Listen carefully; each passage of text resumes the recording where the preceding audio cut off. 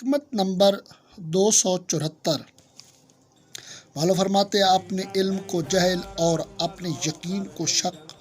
نہ بناؤ، جب جان لیا تو علم کرو اور جب یقین پیدا ہو گیا تو آگے بڑھو۔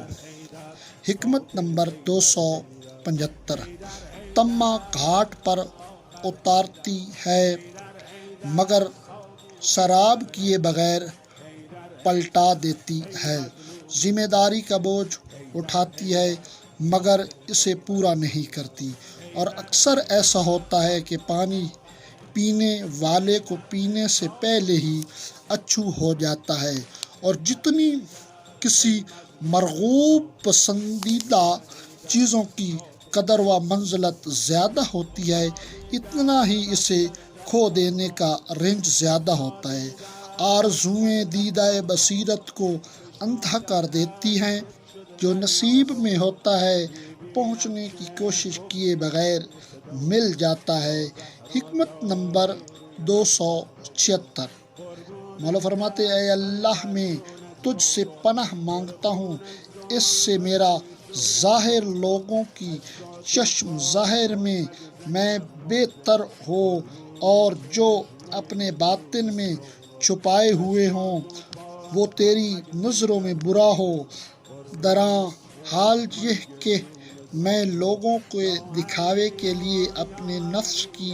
ان چیزوں سے نگہداشت کروں کہ جن سب پر تو آگاہ ہے، اسی طرح لوگوں کے سامنے تو ظاہر کے اچھا ہونے کی نمائش کرو اور تمہارے سامنے اپنے بدعمالیوں کو پیش کرتا رہوں، جس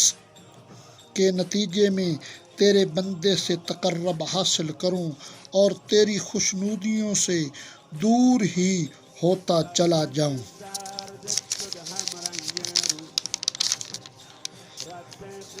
حکمت نمبر 277